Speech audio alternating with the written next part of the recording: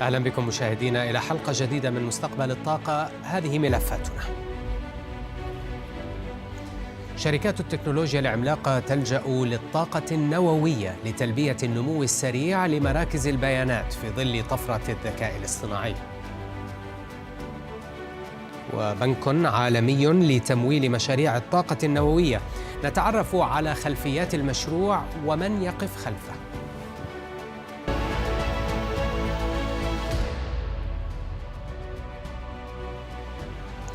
إعلان لافت من شركة ميتا بأنها تسعى للحصول على مقترحات من مطوري الطاقة النووية لتلبية احتياجات توليد الكهرباء لمراكز البيانات في ظل طفرة الذكاء الاصطناعي، لتصبح أحدث شركة تكنولوجيا كبيرة تهتم بهذا النوع من الطاقة وسط طفرة متوقعة على الطلب على الكهرباء.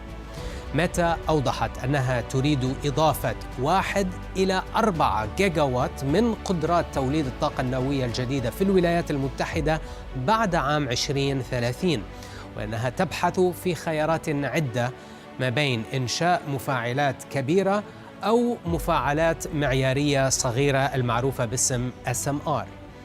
وميتا ليست وحدها في هذا التوجه، فالعديد من شركات التكنولوجيا العملاقة سبقتها في اللجوء إلى الطاقة النووية لتلبية الطلب المتسارع على الكهرباء لتشغيل مراكز البيانات الضخمة في ظل طفرة الذكاء الاصطناعي.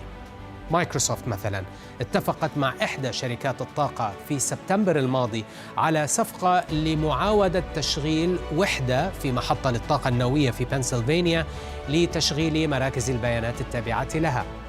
وقبلها أعلنت أمازون في مارس الماضي عن شراء مركز بيانات يعمل بالطاقة النووية من شركة تالين إنرجي، كما أنها تستثمر في شركة إكس إنرجي وتمول إنشاء 4 مفاعلات XE100 على الأقل.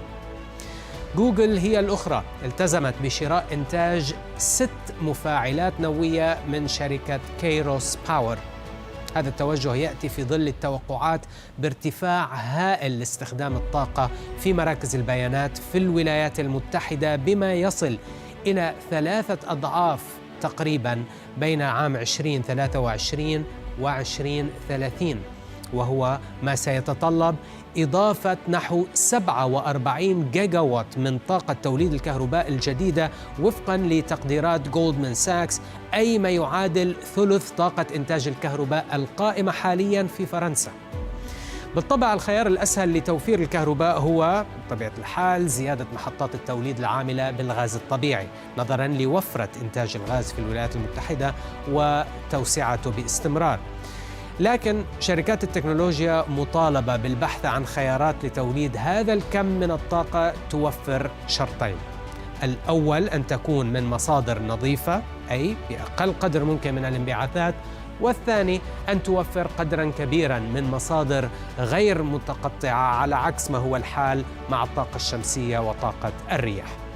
وبما أن الطاقة النووية تستوفي هذين الشرطين، فلا بد أن تحتل مكاناً متقدماً في مزيج الحلول المستقبلي لمراكز البيانات. لكن تبقى هناك قيود على نمو الطاقة النووية، منها ما يتعلق بمعايير السلامة المشددة، بالإضافة إلى محدودية إمدادات اليورانيوم اليوم.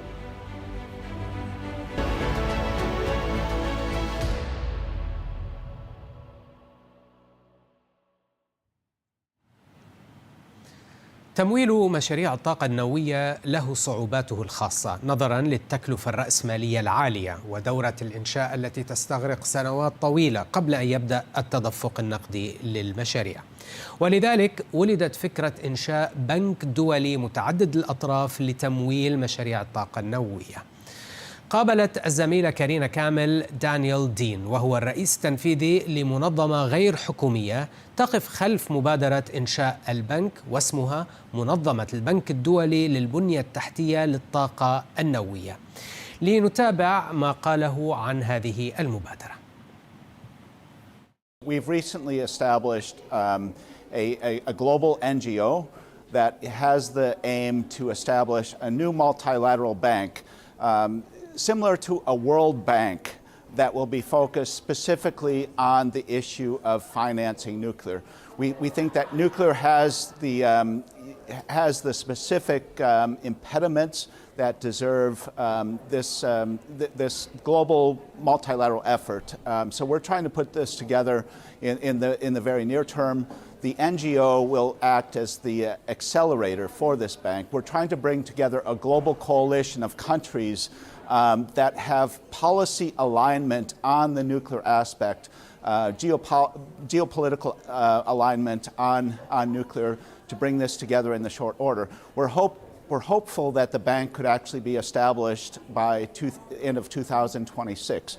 The near-term goal is to facilitate a global dialogue on multilateral nuclear finance in the first half of 2025, to bring together the countries that are interested in this program. We've spoken to a lot of them that are interested in what we're doing, and we're hopeful that this will result in a joint declaration, a non-binding agreement amongst these countries to accelerate the establishment of the bank by 2026. So that is really the key aspect of what we're trying to do.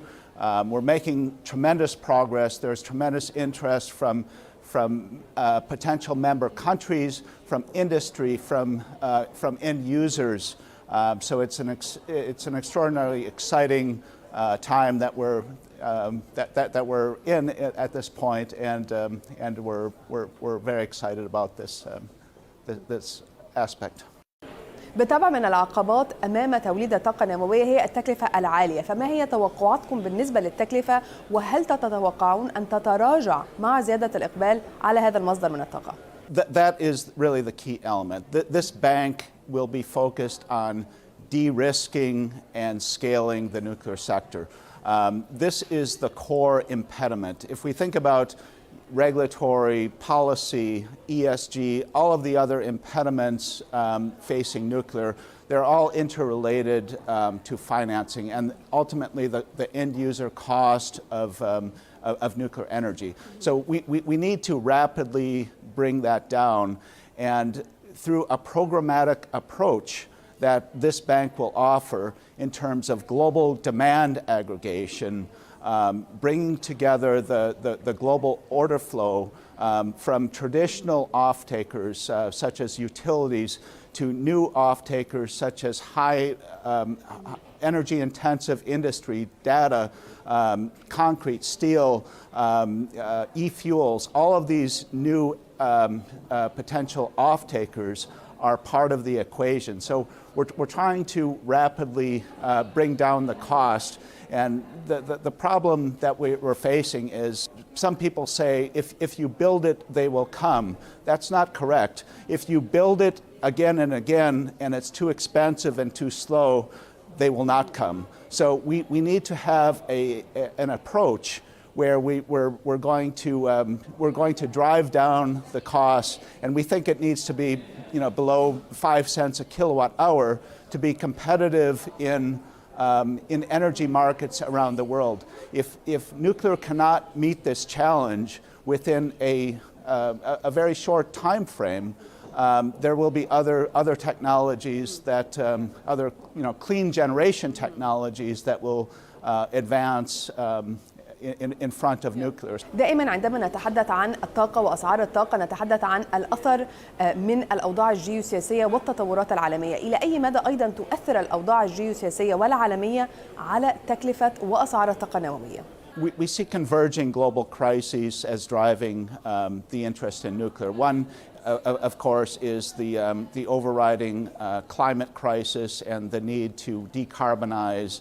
But another is, as you pointed out, is energy security. So nuclear provides a firm, clean source of energy generation, not just electricity, but high temperature process heat, other elements of the energy equation that are going to benefit economies, countries and economies that need to become more energy independent from traditional fossil fuel suppliers.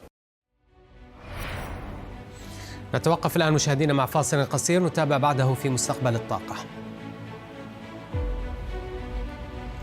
مع تطور تكنولوجيا المفاعلات النووية نماذج جديدة للتعاقد لإنشائها بين المطورين والمستخدمين.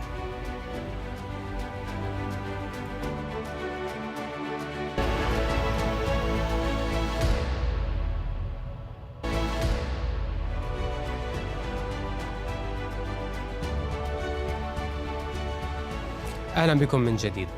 مع تطور تقنيات الطاقة النووية تطورت أيضا نماذج التعاقد لإنشاء المحطات والمفاعلات بحيث تتوزع التكاليف والمخاطر بين المطورين والمستفيدين من إنتاجها.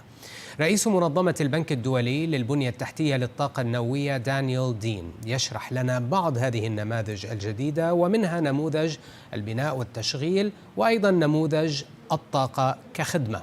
لنتابع الجزء الثاني من هذه المقابلة التي أجرتها الزميلة كارينا كامل على هامش مؤتمر Financial Times Energy Transition Summit في لندن.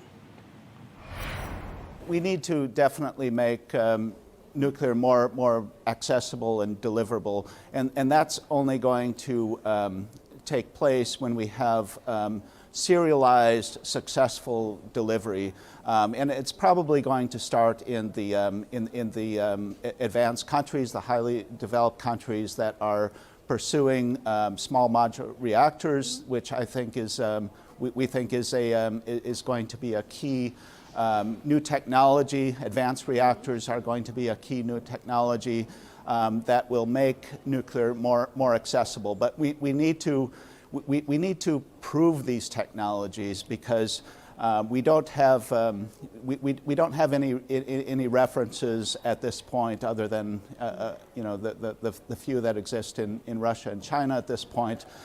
So we need to rapidly commercialize and scale these new technologies and prove that they can be delivered on time and within budget. And we need to harmonize and standardize the frameworks. We talk a lot about harmonization, standardization of regulatory frameworks across borders, but it's also many other things. The delivery models, because we're not going to have traditional utility-based delivery owner-operator models for a lot of the applications, particularly in energy-intensive industries. We're going to have new models, build, own, operate, energy as a service models where we're not going to have the traditional, nuclear utility-based models that we've seen in the past. أود أن أسأل أيضاً عن سوق المفاعلات النووية الصغيرة المعيارية. هذا السوق مرشح للنمو بنسبة عالية جداً. فما هي توقعاتك أنت بالنسبة لنمو هذا السوق؟ We think it needs to grow, and this bank would be there to facilitate that growth. We think that the industry needs a lot of tools and support that it's not getting between the government programs that are traditionally available, in markets like the U.S. and U.K., Japan, Korea, etc. But we have tremendous gaps that need to be filled, and what this bank would do is fill those gaps between where the government subsidized programs leave off, and where the private, the global financial markets can come to support nuclear. So I was in New York a few weeks ago when 14 banks announced that they're interested in supporting nuclear. But the problem is, if we have to be pragmatic about this, is nuclear, especially new technologies such as SMRs, are a long way from bankability. So we have a tremendous gap that needs to be filled, and we need to accelerate the entry of global financial markets into the nuclear space. And the existing government programs, as well-intentioned as they are are not going to bridge this gap. Governments and public funding just is an inadequate resource to bridge this gap. وبالنسبة لهذه المفاعلات النووية الصغيرة المعيارية، هل تتوقع انتشارها بشكل أكبر وأن تكون في متناول عدد شركات أكبر؟ We're seeing announcements from big data, for example, from Amazon, from Google, from Microsoft about their entry into the nuclear space, and this is really in SMRs. But the problem is a single industry is not going to be able to carry the near-term risk. These companies understand that to be first movers, they're going to pay a premium on the cost, on their end user cost of electricity. We saw in the Microsoft transaction with Constellation to restart 3 Mile Island, that's already north of $100 per megawatt hour. That is low-hanging fruit. If you think about, Amazon and X Energy transaction for a new technology, that's going to be even more expensive, most likely. So we need to find a model that is going to drive down these costs, and the way to do that is through repetitive successful developments of these new technologies. So we have to rapidly scale and de-risk these new technologies, and it really needs to be throughout the entire supply chain. So we need to have scaling of the entire supply chains behind these new industries, and the only way to do that is through putting together global demand, global order books that will enable the demand signals to these companies and their supply chains to invest today. We need rapid investment today. We can't wait for many years. ذكرت الطلب المتزايد على الطاقة النووية من مجال التكنولوجيا، سواء كان مراكز خزن المعلومات الداتا سنترز أو شركات تطوير الذكاء الاصطناعي. هل تتوقع أن هذه الشركات التي تعمل في هذه المجالات وشركات التكنولوجيا مستعدة لتوفير الاستثمارات اللازمة لدعم ونمو قطاع الطاقة النووية بشكل خاص؟ This is really a test to the industry. So we are seeing big data, Amazon, Meta, Google, Microsoft as the first movers. But again, it's not a simple equation. If you build it, they will come. It's if you build it again and again and it doesn't get much cheaper, these companies cannot come again. And these companies are not going to take unlimited risk for runaway cost for first, for being first movers. Yeah. So if the costs get out of control, if we have a few bad early starts, this is going to be detrimental to the market. We will see, in my opinion, we will see these companies looking for alternative sources if the SMR industry cannot perform and get better and better and better and cheaper and cheaper and cheaper. So that's really what it needs to. وبرأيك ما هو الخليط الأمثل للطاقة النظيفة عالميا، وأين تقع الطاقة النووية ضمن هذا الخليط؟ As much as possible. So again, this goes to cost. So if nuclear can prove itself to be the low-cost leader in terms of firm, clean generation for not only electricity, but as I said, process heat, other industrial applications, it should become the leader. This is ultimately going to be a policy decision in every country around the world that wants to pursue nuclear. How much nuclear do they want to have in their mix in their specific market? We have seen, for example, France, who has more than 60% of their electricity generation coming from nuclear. So, if countries make the policy decisions to pursue nuclear in a big way as part of their clean energy generation, we think in the next 2.5 decades, by 2050, we could see nuclear as a very significant component of global energy generation, and I don't mean only electricity, but all types of energy generation. وماذا عن الطاقة النووية والهيدروجين؟ هل يمكن استخدام الطاقة النووية معا مع الهيدروجين في آن واحد؟ This goes to cost. So hydrogen has enormous potential in terms of e-fuel, the chemical generation industries. There is a lot of there's a lot of demand for hydrogen, but it needs to be competitive against traditional fossil fuel generation of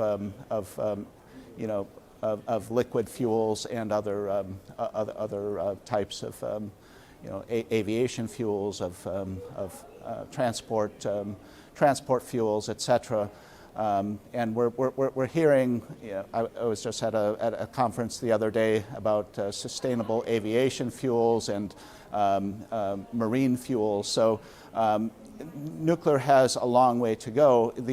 It's very energy intensive to produce hydrogen, to produce these types of fuels, and this also extends to industries like fertilizer, urea and ammonia production.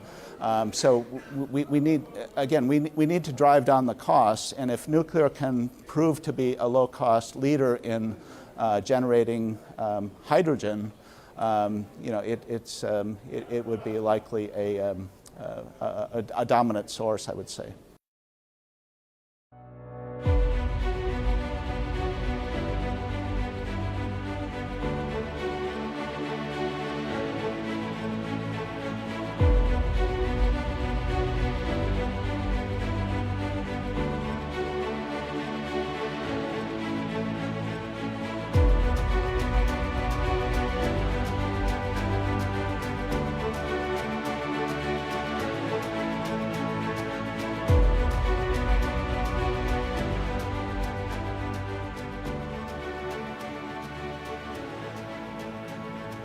بهذا مشاهدينا نصل إلى ختام حلقة مستقبل الطاقة. دائما تابعونا على منصة X تحت وسم #مستقبل الطاقة. إلى اللقاء.